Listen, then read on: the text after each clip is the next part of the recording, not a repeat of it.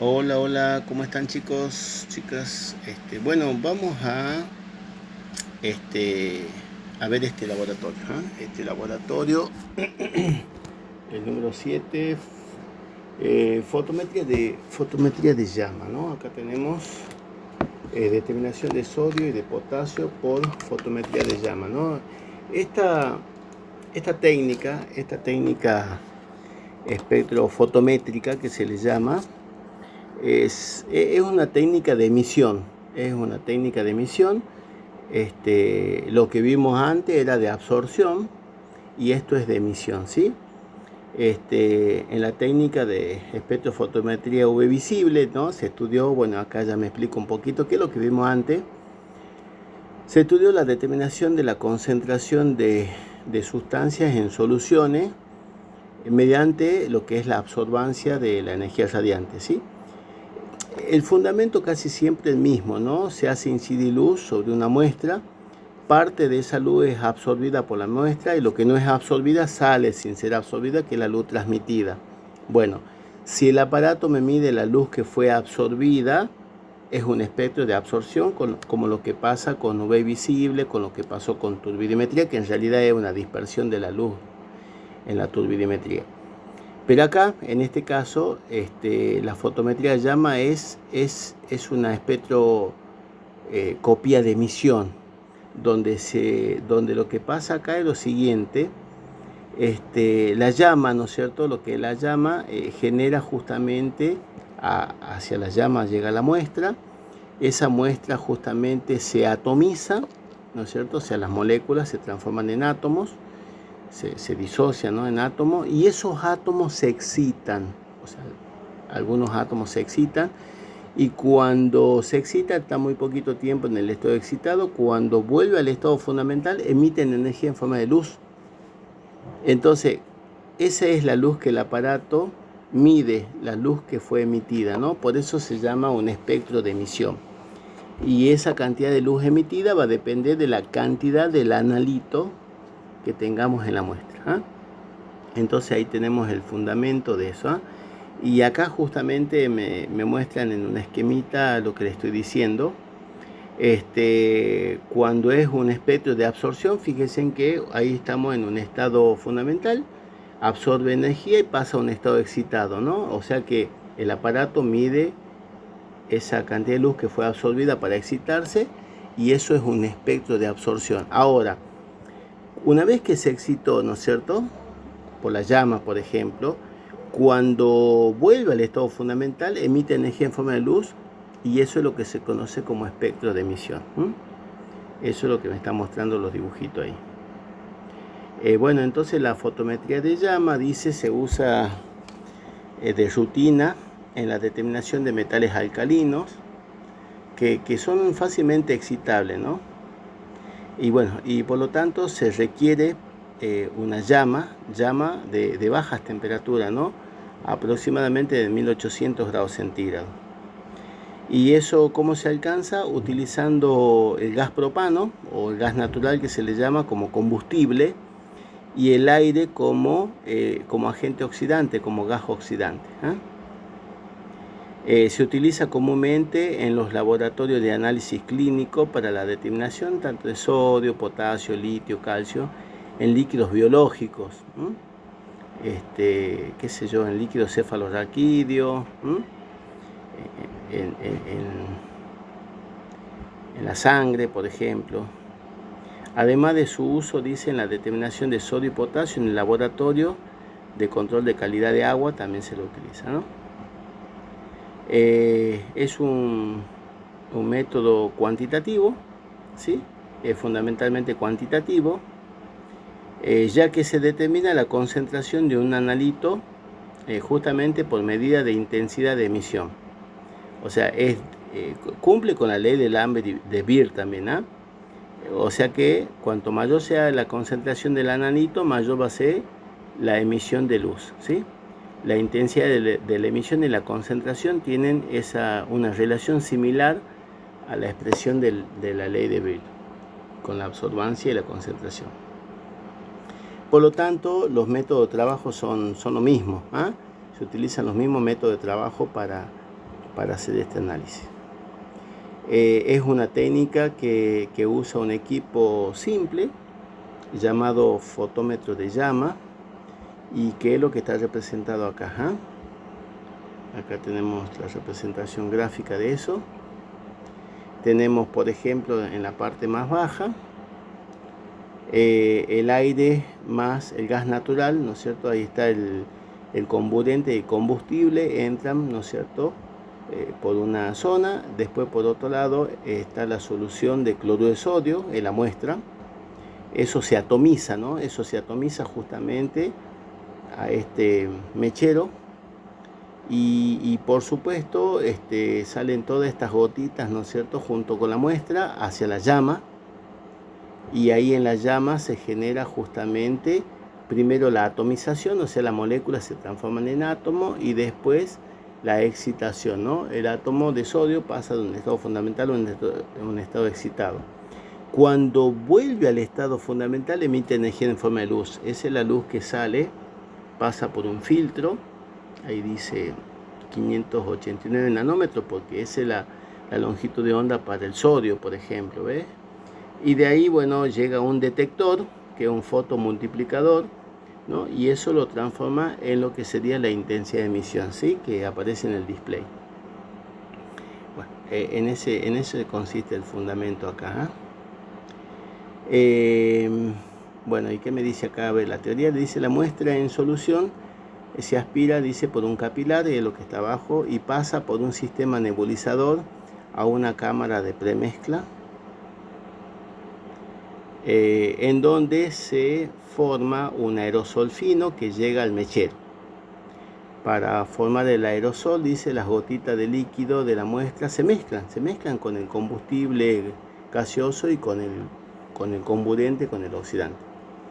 Ahora, cuando el aerosol llega a la llama, se produce vapor atómico, o sea, la atomización, ¿no?, por los siguientes procesos. Primero, el solvente se evapora, claro, esa es la desolvatación, se llama, ¿no? De esa manera queda la sal deshidratada, o sea, la sal sólida. La sal seca se funde, o sea, que pasa al estado vapor, y de esa manera se vaporiza, y para luego disociarse en sus átomos. Una vez que se disocian sus átomos, una fracción de estos átomos puede absorber energía de la llama y pasar a un estado excitado. Es lo que le está pasando al sodio ahí. Parte del sodio se excita, y cuando regresa al estado basal, fundamental, emite energía en forma de luz, emite fotones, ¿sí?, de longitud de onda característico. Para el sodio es de 589 nanómetros, si fuese el potasio 766,5 nanómetros, o sea que la emisión de esa luz es típico de cada ion. Esta energía se detecta, dice, con un dispositivo monocromador, es un detector convencional. Existen en el mercado, dice, una gran variedad de fotómetros de llama, que van desde fotómetros sencillos que no requieren el uso de monocromadores de elevada resolución para aislar la línea de emisión producida por el analito, sino que emplean filtros de interferenciales, hasta fotómetros multicanales, en el que se sustituye el filtro interferencial por un sistema monocromador con red de difracción. O sea que es más complejo. El filtro interferencial está diseñado para permitir el paso de luz en la región de estudio y reflejar otras longitudes de onda. La radiación electromagnética de la longitud de onda seleccionada por el filtro o monocromador, que se le llama, incide sobre un fotocelda o fototubo, donde la energía de los fotones emitida por el analito se transforma en energía eléctrica, siendo posteriormente amplificada y procesada. La señal eléctrica generada en el detector pasa a un instrumento de lectura, generalmente es digital, que permite leer la intensidad de la emisión producida por los átomos excitados del analito en estudio en el display. Bueno, acá tenemos el siguiente esquema. Dice, se representa las partes más importantes del fotómetro de llama. de Metrolab 315 utilizado es en el desarrollo de este práctico laboratorio. Entonces ahí tenemos de la parte inferior el ajuste de los canales de la llama, botón de encendido. Tengo capilar, nebulizador, filtro de aire, entrada de gas el oxidante, entrada de gas combustible, ajuste de cero, ajuste de calibración, está arriba, el visor y filtro interferencial, y la chimenea, el mechero y la chimenea. Bueno, métodos analíticos, ¿no? Los métodos analíticos que se utilizan, método del patrón cercano. ¿Sí? El método de patrón cercano, ¿cuándo se utiliza este método? Cuando generalmente siempre se analiza la misma muestra, o sea que ya aproximadamente se conoce cuál es la concentración de mi analito en una muestra. Entonces se va a preparar un patrón cuya concentración sea lo más próximo a la muestra que queremos determinar, ¿no? Cuando se conoce de antemano, dice el valor aproximado de la concentración del analito en la muestra, es posible, dice, seleccionar un patrón con un valor de concentración conocida, cercano al de la muestra, ¿no? Este método agiliza la obtención de los resultados en los análisis de rutina al prescindir de la preparación de la recta de calibración. Claro, cuando yo hago una recta de calibración tengo que preparar patrones, sacarle la intensidad de emisión y hacer un gráfico. Bueno, si yo ya siempre sé cuál es el analito y qué aproximadamente concentración tiene, se utiliza este método. El procedimiento consiste en fijar la intensidad de emisión del patrón de concentración conocida y medir la intensidad de emisión de la muestra. Entonces tiene intensidad de emisión del patrón y la intensidad de emisión de la muestra respectivamente. Considerando, dice, la dilución correspondiente, si fuera el caso, dice, se calcula la concentración incógnita del analito en la muestra con la siguiente expresión, ¿sí? O sea, la concentración de la muestra va a ser igual a la intensidad de emisión de la muestra por concentración de patrón sobre la intensidad de emisión de patrón por la dilución de la muestra sobre la dilución de patrón. Supongamos que hayamos diluido 1 en 10, o sea, sería 10. Si era 1 en 100, sería 100. O sea, esos son los que se pone ahí. Por ejemplo, dice, una muestra de solución fisiológica compuesta por cloruro de sodio tiene una concentración aproximada de 3.500 miligramos por litro a la menos 1 de sodio. O sea,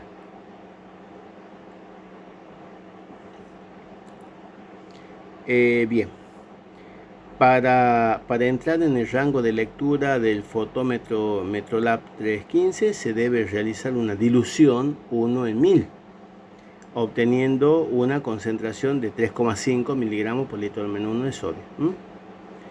Se debe preparar, dice, un patrón de sodio cercano a la concentración de la muestra diluida, por ejemplo de 4 miligramos por litro menos,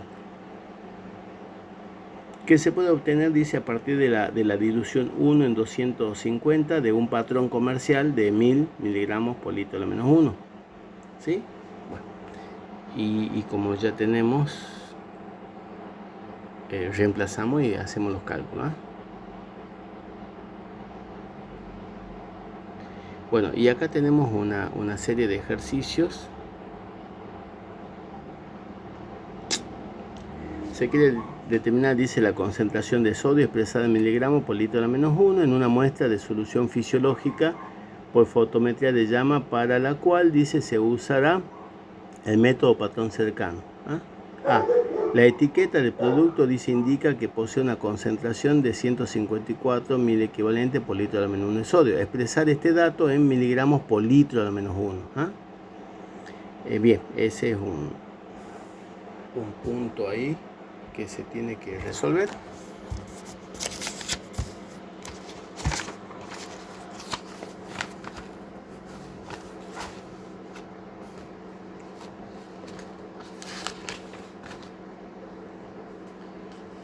Bien.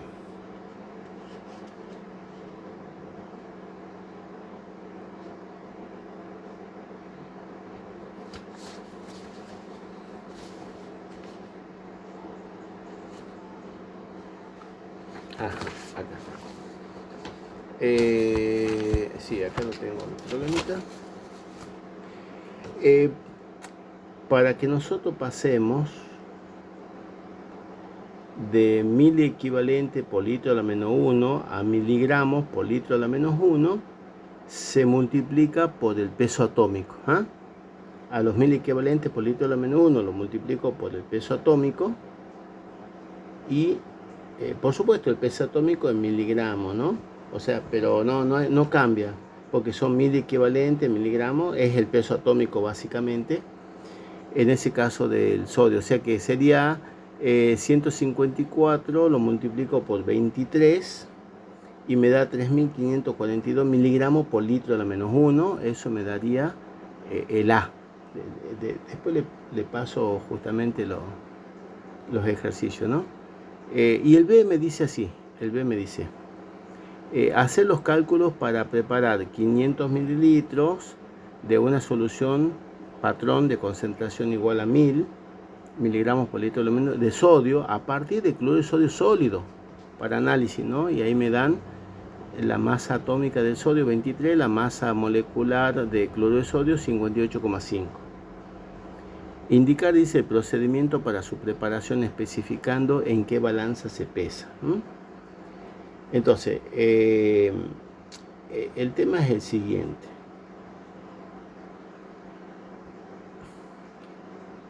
Nosotros queremos preparar 500 mililitros de sodio cuya concentración son 1000 miligramos por litro. O sea, 1000 miligramos en un litro sería 1000 miligramos en 1000 mililitros. Hago una regla de 3. Si 1000 miligramos de sodio están en 1000 mililitros, para los 500 que quiero preparar X, o sea que me das 500 dividido en 1000 me da 0,5. 0,5. O sea, me da 500, perdón, me da 500 miligramos, pero como yo lo quiero pasar a gramos, lo divido en 1000 y me da 0,5 gramos de sodio.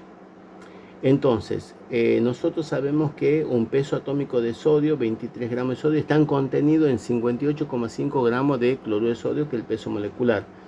Para los 0,5 gramos que yo necesito de sodio, ¿cuánto tengo que pesar de la sal de cloruro de sodio? Y bueno, y eso sería 1,2717 gramos que se pesa en balanza analítica. O sea que se pesa en balanza analítica 1,2717 gramos de cloruro de sodio, se lo trasvasa cuantitativamente un material de 500 mililitros, se lo lleva a volumen con agua y ahí ya tengo preparada la solución. Ese sería el problemita 1. Sí, y bueno, después el B, el A, el B. El C me dice realizar una dilución 1 en 250 de la solución preparada e indicar, dice, la concentración final del patrón en miligramos por litro a la menos 1. Sabemos que la dilución es 1 sobre 250 y yo ahí ya le doy una formulita que 1 sobre la dilución va a ser igual a la concentración del concentrado sobre la concentración del diluido. Así sacamos la inversa de la dilución. Como me están pidiendo cuál es la concentración del diluido, entonces la concentración del diluido va a ser igual a la concentración del concentrado por la dilución. La concentración del concentrado decíamos que era 1000 miligramos por litro a la menos 1. Y la dilución es 1 sobre 250. O sea que a 1000 lo divido en 250 y me da una concentración del diluido de 4 miligramos por litro a la menos 1. Y ese era el punto C. Y el punto D, ¿qué me dice el punto D? Indicar, dice, el volumen de muestra de solución fisiológica que se debe medir para preparar las siguientes diluciones, considerando, dice, el volumen del matraz utilizado en la preparación que se indica en la tabla. Bueno, ahí está una tablita, la dilución es 1 en 50, el volumen de matraz 25, ¿no? 1 en 100, 25, 1 en 250, 25, 1 en 550, 1 en 1100, 1 en 2200. Bueno, se tienen que hacer esas diluciones, ¿sí? Nosotros tenemos que 1 sobre la dilución va a ser igual al volumen del diluido sobre el volumen del concentrado. O sea que yo tengo que saber qué volumen del concentrado tengo que medir para después llevarlo al volumen del diluido y tener la dilución correspondiente, ¿eh? Por lo tanto, el volumen del concentrado 1 va a ser igual al volumen del diluido 1 por la dilución 1. O sea, sería 25 mililitros, que era para el primer matraz, 25 por 1 sobre 50. Y 25 dividido en 50 me da 0,5 mililitros. O sea que yo tengo que medir 0,5 mililitros del concentrado, trasvasarlo al matraz de 25 mililitros, llevarlo a volumen y ya tengo la dilución 1 en 50. Y lo mismo hacemos para los otros, ¿no? Ya la que es 1 en 1000 y son 25 mililitros, entonces decimos el volumen del concentrado 2 va a ser igual al volumen del diluido 2 por la dilución, o sea 25 mililitros por 1 sobre 100. Por 1 sobre 100. Y eso me daría 0,25, ¿no? O sea que tomo 0,25, lo coloco en el matraz de 25, lo llevo al volumen y ya tengo preparada la solución, cuya dilución es 1 en 100. Cuya dilución es 1 en 100. Y bueno, y así con la tercera, que también es 1 en 250 y el volumen del matraz es 25, o sea, se multiplica 25 por 1 sobre 250 y eso me da 0,1 mililitros. Ese es el volumen del concentrado 0,1, lo trasvaso al matraz de 25, lo llevo a volumen y ya tengo la dilución 1 en 250. Y después la otra, la cuarta, es 1 en 500 y es de 50, o sea que se multiplica 50 por 1 en 500 y me da 0,1 mililitro también. Se mide 0,1, se lo trasvasa al matraz de 50, se lo lleva a volumen y ya tengo la dilución 1 en 500. Y la de 1 a 1000 también, ¿no? Es para un matraz de 100, 100 por 1 sobre 1000 me da 0,1 mililitro, quiere decir que tomo 0,1 mililitro del concentrado, lo trasvaso al matraz de 100 mililitros, perdón, lo llevo al volumen y ya tengo la dilución 1 en 1000. Y el último es 200 mililitros por 1 en 2000, me da 0,1 mililitro del concentrado, lo trasvaso al matraz de 200, lo llevo a volumen y ya tengo la dilución 1 en 2000. Y así se preparan cada una de las diluciones. Bueno, después tenemos el punto 2.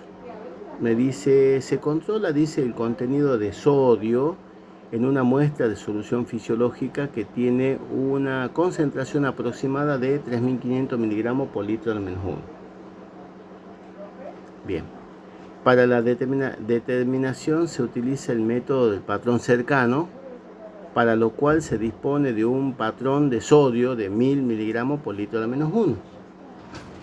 Que se diluye 250 veces para usarlo en la medición. Y con el que se calibra, dice, el fotómetro para una intensidad de emisión de 60. Se realizan las siguientes diluciones de la muestra y se lee midiendo su intensidad de emisión, ¿sí?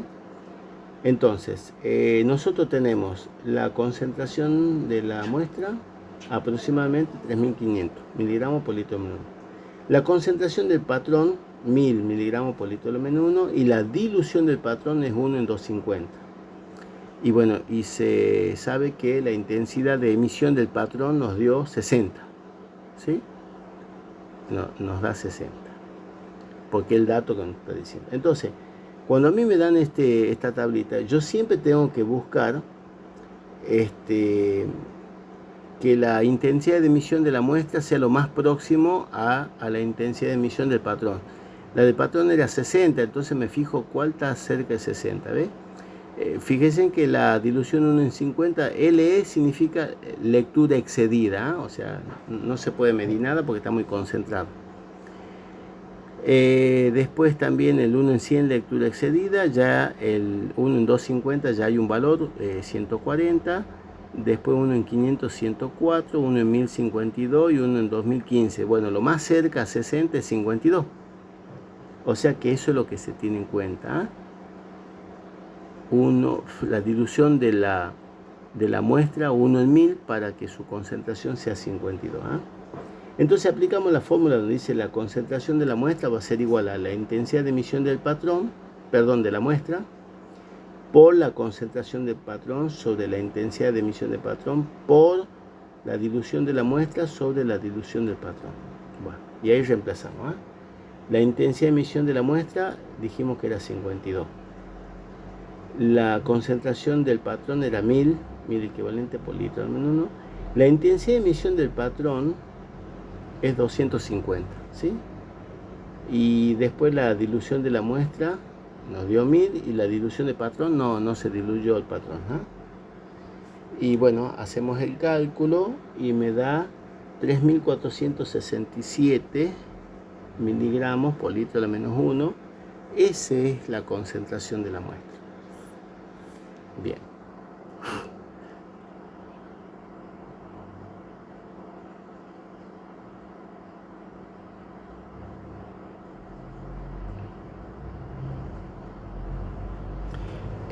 Bueno, y ese es el ejercicio, ¿sí? Bueno, y dice cuál es la concentración de sodio. Bueno, ya dijimos cuál era. Después tenemos el otro método de adición estándar o múltiple que se le llama. Adición estándar o múltiple.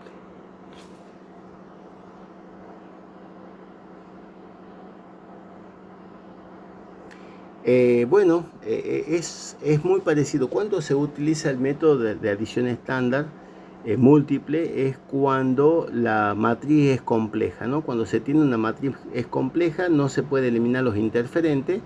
Entonces lo que se hace es, se toma justamente una cierta cantidad de la muestra y desde el segundo tubo de ensayo se comienza a agregar concentraciones crecientes de un patrón de concentración conocida.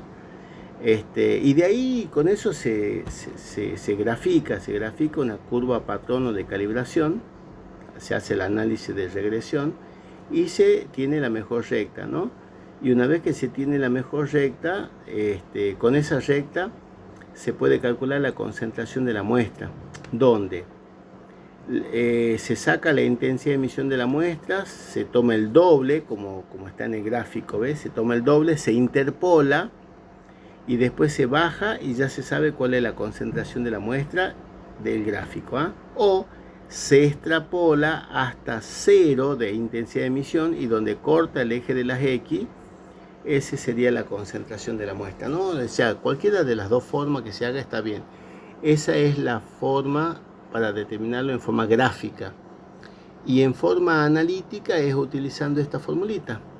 La intensidad de emisión va a ser igual a la ordenada más la pendiente por la concentración de la muestra. O sea, se haría justamente el análisis de regresión para saber cuál es la pendiente, la ordenada, el origen. Y una vez que se tiene eso, la concentración de la muestra va a ser igual al valor absoluto de la ordenada, que es la intensidad de emisión, ¿sí?, de la muestra sobre la pendiente. Por supuesto, eso se lo saca con la calculadora. Bien.